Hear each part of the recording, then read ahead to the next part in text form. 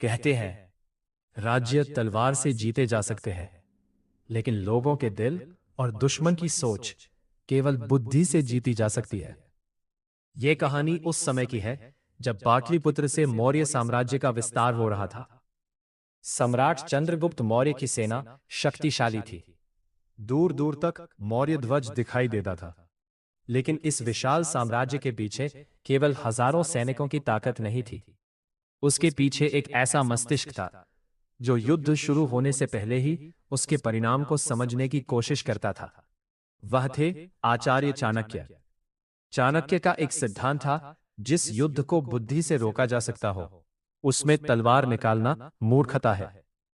लेकिन एक दिन पाटलिपुत्र में ऐसी परिस्थिति पैदा हुई जहां केवल बुद्धि ही नहीं बल्कि धैर्य, विश्वास और समय तीनों की परीक्षा होने वाली थी। रात का समय था। पाटलिपुत्र के महल में अधिकतर दीपक बुझ चुके थे। राजमहल की गलियों में पहरेदार धीमे कदमों से घूम रहे थे। तभी महल के मुख्य द्वार पर घोड़े के रुकने की आवाज आई। एक दूत घोड़े से उतरा। उसके चेहरे पर चिंता साफ दिखाई दे रही थी। वो सीधे राजसभा की ओर दौड़ा।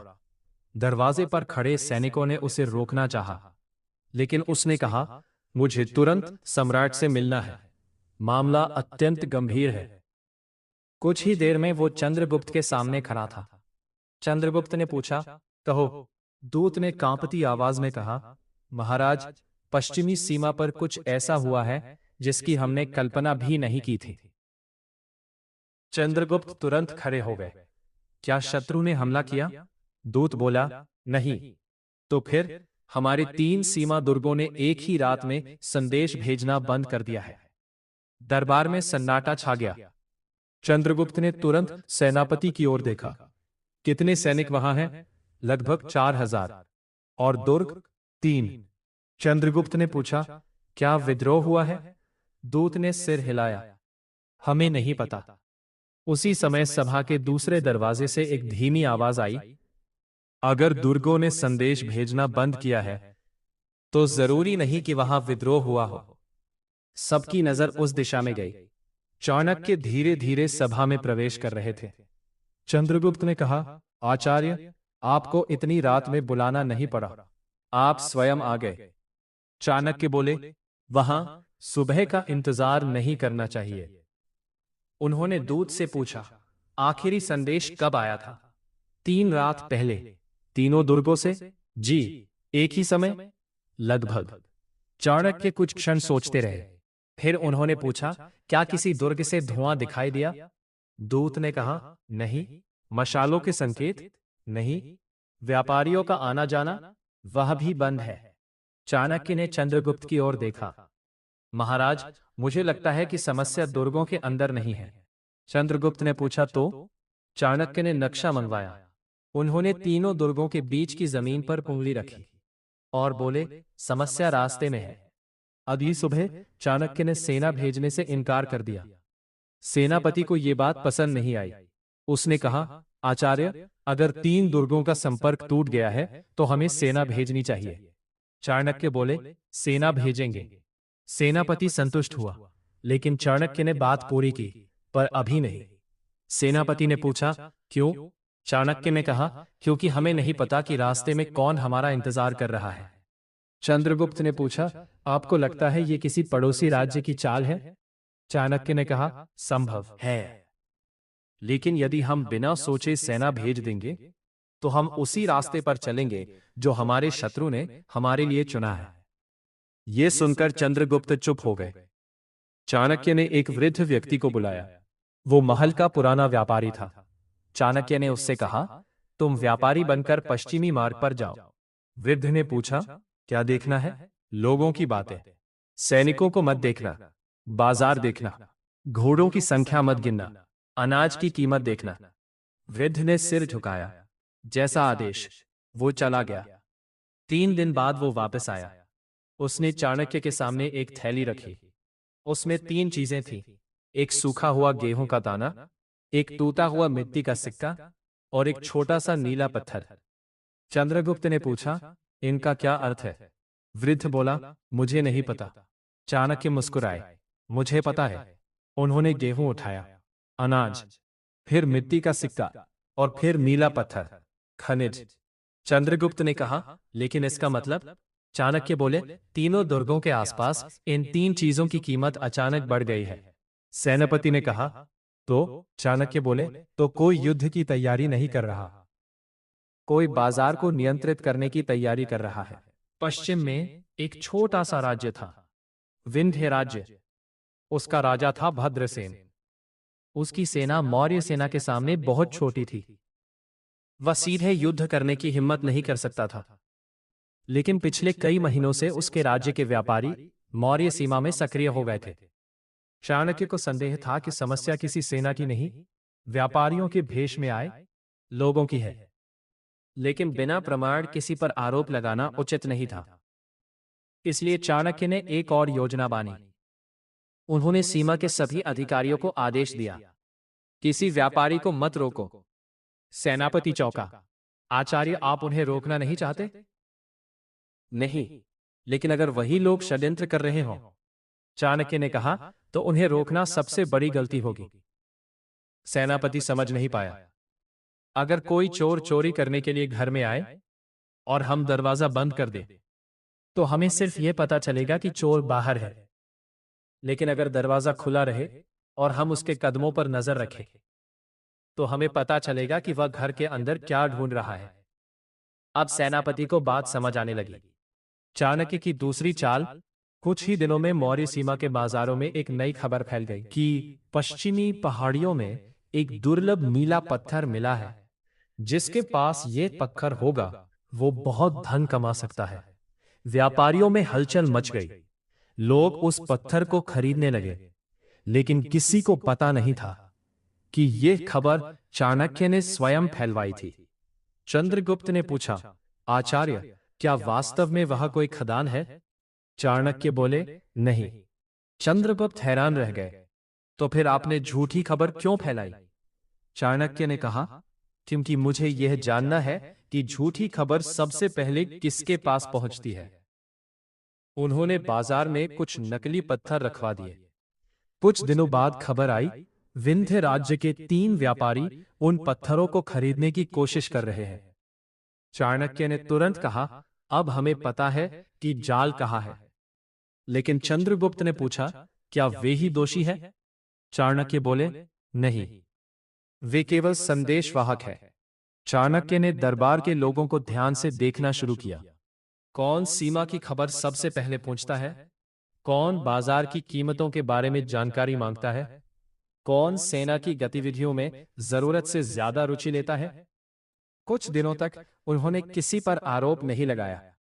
फिर एक दिन उन्होंने चंद्रगुप्त से कहा, महाराज, आज से सीमा की सारी वास्तविक खबरें केवल 3 लोगों को दी जाएंगी। बाकी लोगों को अलग अलग खबरें दी जाएंगी। चंद्रगुप्त ने पूछा, क्यों? चाणक्य बोले, हमें देखना है कि बाहर खबर कौन भेज रहा है। उस रात 3 अलग अलग अफवाहें फैलाई गई। पहले व्यक्ति को बताया गया, सेना दक्षिण की ओर जाएगी। दूसरे को बताया गया, सेना उत्तर की ओर जाएगी। तीसरे को बताया गया, सेना पश्चिमी दुर्गों की ओर जाएगी। अगले दिन चाणक्य को खबर मिली, विंध्य राज्य के सैनिक दक्षिण की सीमा पर पहुंच गए थे। चंद्रगुप्त ने तुरंत कहा, तो सूचना देने वाला पहला व्यक्ति है। चाणक्य ने सिर हिलाया, नहीं, क्योंकि शत्रु ने जानबूझकर दक्षिण की ओर सेना भेजी है। मतलब? चाणक्य बोले, वो चाहता है कि हमें लगे कि पहला व्यक्ति गद्दार है। चंद्रगुप्त ने गंभीर होकर पूछा, तो असली गद्दार कौन है? चाणक्य ने कहा, अभी तक हमें पता नहीं। कुछ दिनों बाद पाटलिपुत्र में एक बड़ी खबर आई।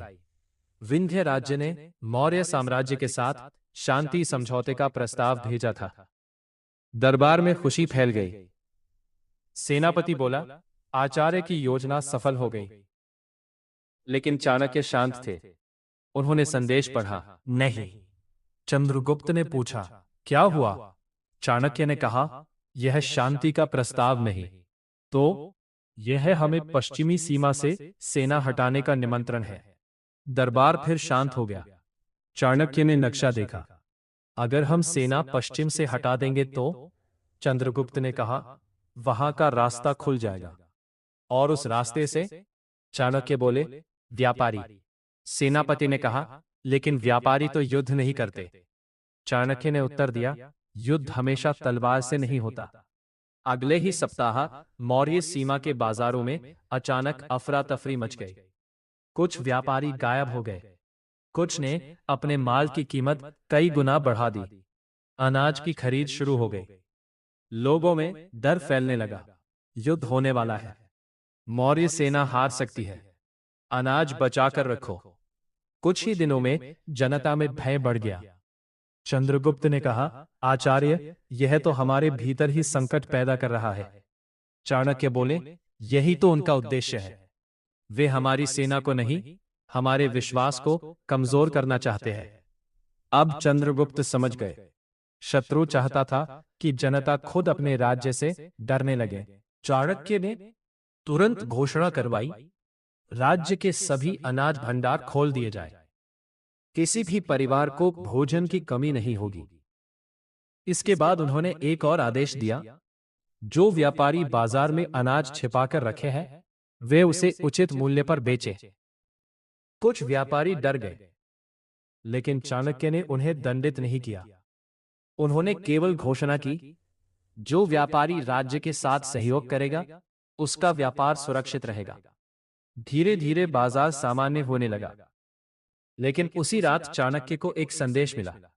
महाराज के बहुत करीब कोई व्यक्ति विंध्य राज्य से मिला हुआ है। चंद्रगुप्त ने पूछा, कौन? चाणक्य ने कहा, अब अंतिम चाल चलनी होगी। चाणक्य ने जानबूझकर एक झूठी खबर फैलाई। उन्होंने केवल 4 लोगों के सामने कहा, मौर्य सेना 3 दिन बाद पश्चिमी दुर्ग खाली कर देगी।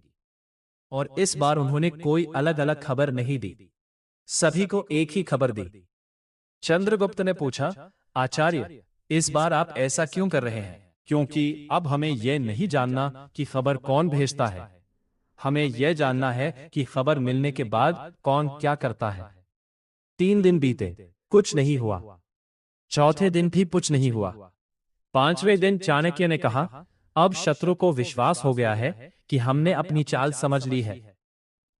चंद्रगुप्त ने पूछा, तो क्या वह हमला नहीं करेगा? चाणक्य मुस्कुराए, वह करेगा, लेकिन वहां नहीं जहां हम उसका इंतजार कर रहे हैं। रात के तीसरे पहर एक सैनिक दौड़ता हुआ महल में पहुंचा। महाराज, क्या हुआ? राजकोष की ओर जाने वाले रास्ते में कुछ लोग पकड़े गए हैं। चंद्रगुप्त तुरंत खड़े हुए। कौन लोग? सैनिक बोला, व्यापारी। चाणक्य ने पूछा, उनके पास क्या था? राज्य की मुहर की नकल। चंद्रगुप्त चौंक गए। चाणक्य ने कहा, यही था उनका असली उद्देश्य, राजकोष। लेकिन चंद्रगुप्त ने पूछा, वे इतना बड़ा षड्यंत्र करके राजकोष तक क्यों पहुंचना चाहते थे? चाणक्य ने कहा, क्योंकि धन से सेना खरीदी जा सकती है, लेकिन उससे भी ज्यादा धन से खबर खरीदी जा सकती है। विंध्य राज्य मौर्य साम्राज्य को युद्ध में हराना नहीं चाहता था। वह चाहता था कि मौर्य साम्राज्य के भीतर के कुछ अधिकारियों को धन देकर अपने पक्ष में किया जाए। फिर बाजार में अफवाहें फैले, फिर व्यापार बिगड़े, फिर जनता का विश्वास कमजोर हो, और अंत में मौर्य साम्राज्य के भीतर से ही विद्रोह खड़ा हो। चाणक्य ने पूरी योजना समझ ली थी, लेकिन अभी एक सवाल बाकी था। इस योजना का सबसे बड़ा सहयोगी कौन था? चाणक्य ने सभी अधिकारियों को सभा में बुलाया। उन्होंने किसी का नाम नहीं लिया, बस एक पत्र पढ़कर सुनाया, राजकोष की सुरक्षा अब बदल दी जाएगी। सभा समाप्त हो गई। उसी रात एक अधिकारी चुपचाप महल से निकला। वह घोड़े पर सवार होकर पश्चिम की ओर चला, लेकिन कुछ दूरी पर उसे सैनिकों ने घेर लिया। वह पकड़ा गया। सुबह उसे चाणक्य के सामने लाया गया। चाणक्य ने पूछा, तुम्हें किसने खरीदा? वह चुप रहा। चाणक्य ने फिर पूछा, तुम्हें धन चाहिए था? वह चुप रहा। चाणक्य बोले, तुम्हें पद चाहिए था? अधिकारी ने सिर झुका लिया। चाणक्य बोले, राजा शायद नहीं पहचानता था, लेकिन राज्य पहचानता है। अधिकारी टूट गया। उसने सब बता दिया। विंध्य राज्य का राजा भद्रसेन उसे कई महीनों से धन दे रहा था। उसका उद्देश्य था राजकोष की जानकारी लेना, सेना की गतिविधियां जानना और पाटलिपुत्र में भय फैलाना। लेकिन चाणक्य ने उससे एक और सवाल पूछा, तुम्हें किसने बताया कि पश्चिमी दुर्ग खाली किए जाएंगे? अधिकारी ने कहा, मुझे किसी ने नहीं बताया, मैंने स्वयं अनुमान लगाया था। चाणक्य मुस्कुराए, यही तो मैं सुनना चाहता था। चंद्रगुप्त ने पूछा, आचार्य? चाणक्य बोले, वह गद्दार नहीं। क्या? वह केवल लालची था। असली जाल अभी बाकी है। राजा को राजा से नहीं, उसके डर से हराना। चाणक्य ने भद्रसेन को एक संदेश भेजा। संदेश बहुत छोटा था, हमें सब पता है, बस इतना। भद्रसेन ने संदेश भेजा और घबरा गया। उसने अपने मंत्रियों को बुलाया। मौर्यों को कितना पता है? किसी के पास उत्तर नहीं था। क्या हमारे व्यापारी पकड़े गए? भद्रसेन अब अपने ही लोगों पर शक करने लगा। उसने अपने 3 मंत्रियों से अलग अलग बातें पूछी। तीनों ने अलग अलग उत्तर दिए। भद्रसेन को लगा, इनमें से कोई मुझे धोखा दे रहा है। अगले दिन उसने एक व्यापारी को गिरफ्तार कर लिया, फिर दूसरे को, फिर तीसरे को। उसका पूरा तंत्र अपने ही डर में उलझने लगा। चाणक्य ने एक भी सैनिक नहीं भेजा। उन्होंने केवल एक संदेश और भेजा, अगर तुम युद्ध चाहते हो तो हम तैयार हैं, अगर शांति चाहते हो तो रास्ता अभी भी खुला है। भद्रसेन पूरी रात सो नहीं सका। उसने पहली बार सोचा, क्या मैं सच में मौर्य साम्राज्य से लड़ रहा हूं? फिर उसे समझ आया, नहीं, वह अपनी ही जल्दबाजी से लड़ रहा था। उसकी अपनी सेना सीमा पर थी, उसका अपना खजाना खर्च हो रहा था, उसके अपने व्यापारी डर रहे थे, और अब उसे अपने ही मंत्रियों पर भरोसा नहीं रहा था। कुछ सप्ताह बाद भद्रसेन स्वयं पाटलिपुत्र आया। चंद्रगुप्त ने उसे राजसभा में बुलाया। भद्रसेन ने कहा, मैं समझ गया हूं। चंद्रगुप्त ने पूछा, क्या? भद्रसेन ने चाणक्य की ओर, लेकिन आपके आचार्य से लड़ना। वह रुक गया। चाणक्य मुस्कुराए, मैंने आपसे युद्ध किया ही नहीं। भद्रसेन ने कहा, यही तो समस्या है, आपने मेरी सेना से नहीं, मेरी सोच से युद्ध किया। चाणक्य बोले, नहीं, मैंने आपकी सोच को आपके सामने रख दिया। भद्रसेन कुछ देर चुप रहा। फिर उसने कहा, अगर आप चाहते तो मुझे अपमानित कर सकते थे, मेरे गद्दारों को सबके सामने दिखा सकते थे, मेरे व्यापारियों को पकड़ सकते थे, मेरी सेना पर आक्रमण कर सकते थे। चाणक्य ने कहा, और फिर? भद्रसेन चुप रहा। चाणक्य बोले, फिर आपके राज्य में मेरे खिलाफ नफरत पैदा होती, आप बदला लेने की सोचते, आपका बेटा बदला लेने की सोचता, और शायद उसके बाद उसकी संतान। युद्ध खत्म नहीं होता, बस पीढ़ियां बदलती रहती हैं। भद्रसेन ने सिर झुका लिया। तो आप चाहते क्या है? चाणक्य ने कहा, कुछ नहीं। भद्रसेन ने आश्चर्य से पूछा, कुछ नहीं? हाँ, बस इतना चाहता हूं कि तुम अपने राज्य को अपने अहंकार से छोटा मत करो। फिर भद्रसेन ने कहा, मैं अपनी सेना वापस बुला लूंगा। चंद्रगुप्त ने पूछा, और व्यापार? खुला रहेगा, सीमा शांत रहेगी। चाणक्य ने कहा, तो फिर आज किसी की हार नहीं हुई। भद्रसेन ने उनकी ओर देखा, नहीं आचार्य, आज मेरी एक गलत सोच हार गई है। भद्रसेन वापस चला गया। पाटलिपुत्र में कोई विजय उत्सव नहीं हुआ, ना ढोल बजे, ना युद्ध की घोषणा हुई, ना किसी दुश्मन की मूर्ति तोड़ी गई। लेकिन उस दिन हजारों सैनिक अपने घर लौटे, कई परिवार अपने प्रियजनों से मिले, व्यापार फिर शुरू हुआ, बाजार फिर भर गए, और सीमा पर खेत फिर लहलहाने लगे। कुछ दिनों बाद चंद्रगुप्त ने चाणक्य से पूछा, आचार्य, अगर हम युद्ध करते तो क्या हम जीत जाते? चाणक्य ने कहा, संभव है। चंद्रगुप्त ने पूछा, तो फिर हमने युद्ध क्यों नहीं किया? चाणक्य ने उत्तर दिया, क्योंकि युद्ध जीतने से ज्यादा कठिन होता है, युद्ध की जरूरत खत्म कर देना। चंद्रगुप्त ने कहा, तो क्या यही आपकी नीति है? चाणक्य बोले, नहीं महाराज, यह केवल नीति नहीं, यह शासन की जिम्मेदारी है। उन्होंने महल की खिड़की से बाहर देखा। पाटलिपुत्र शांत था, लोग अपने काम में लगे थे, बाजारों में आवाजें थीं, बच्चे खेल रहे थे, व्यापारी अपने सामान लेकर जा रहे थे। चाणक्य ने कहा, एक राजा की सबसे बड़ी विजय वह नहीं होती जिसमें दुश्मन का झंडा गिर जाए, सबसे बड़ी विजय वह होती है जिसमें उसके अपने लोगों का घर सुरक्षित रहे। कहानी की सीख दोस्तों, इस कहानी को सिर्फ एक प्राचीन युद्ध की कहानी समझकर मत छोड़ देना, क्योंकि आज भी हमारे जीवन में छोटी बड़ी लड़ाइयां होती हैं। कभी कोई हमें उकसाता है, कभी कोई हमारी बात का गलत मतलब निकालता है, कभी कोई हमें नीचा दिखाने की कोशिश करता है, और हमारा मन तुरंत कहता है इसका जवाब देना जरूरी है। लेकिन हर बार जवाब देना जरूरी नहीं होता। कभी कभी सामने वाला चाहता ही यही है कि तुम गुस्सा करो, क्योंकि जैसे ही तुम गुस्सा करते हो, तुम सोचने की क्षमता खो देते हो, और फिर फैसला तुम नहीं लेते, तुम्हारी भावना फैसला लेने लगती है। चाणक्य ने भी यही समझा था। उन्होंने दुश्मन को हराने से पहले दुश्मन की जरूरत समझी, उसकी कमजोरी समझी, उसका उद्देश्य समझा, और फिर ऐसा रास्ता चुना जिसमें तलवार निकालने की जरूरत ही नहीं पड़ी। याद रखना, शांत रहना डरना नहीं है, पीछे हटना हमेशा हारना नहीं है। हर लड़ाई तुम्हारी लड़ाई नहीं होती। कभी तुम्हें अपनी बात मजबूती से रखनी होगी, कभी किसी गलत व्यवहार के खिलाफ आवाज उठानी होगी। लेकिन जहां सिर्फ अहंकार टकरा रहा हो, वहां अपने मन से एक सवाल पूछना, क्या यह लड़ाई मेरी जिंदगी को बेहतर बनाएगी? अगर जवाब नहीं है, तो अपनी ऊर्जा बचा लो, क्योंकि तुम्हारे पास लड़ने के लिए पूरी जिंदगी नहीं है, तुम्हारे पास बनाने के लिए जिंदगी है। अपनी सोच बनाओ, अपना चरित्र बनाओ, अपना भविष्य बनाओ, और उन लोगों को अपनी ऊर्जा मत दो जो तुम्हें सिर्फ गुस्सा दिलाकर अपना समय बिताना चाहते हैं। चाणक्य ने तलवार को कमजोर नहीं माना था, लेकिन वो जानते थे कि तलवार अंतिम विकल्प होनी चाहिए, क्योंकि तलवार से शरीर जीता जा सकता है, लेकिन बुद्धि से परिस्थिति जीती जा सकती है। और परिस्थिति जीतने वाला व्यक्ति बार बार लड़ने की जरूरत से बच जाता है। इसलिए अगली बार जब कोई तुम्हें उकसाए, तुरंत जवाब मत देना।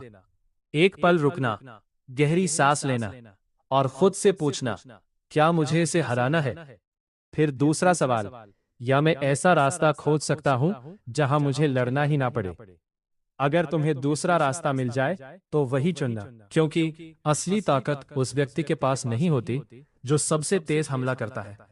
असली ताकत उसके पास होती है जो अपनी ताकत पर नियंत्रण रखता है, जो गुस्से में भी सोच सकता है, जो डर के बीच भी फैसला कर सकता है, और जो दुश्मन के सामने खड़े होकर भी ये कह सकता है, मैं तुम्हें हराने नहीं आया हूं, मैं ये सुनिश्चित करने आया हूं कि मुझे तुमसे लड़ना ही न पड़े। यही बुद्धि है, यही धैर्य है, और शायद यही बिना लड़े जीतने की सबसे बड़ी कला है।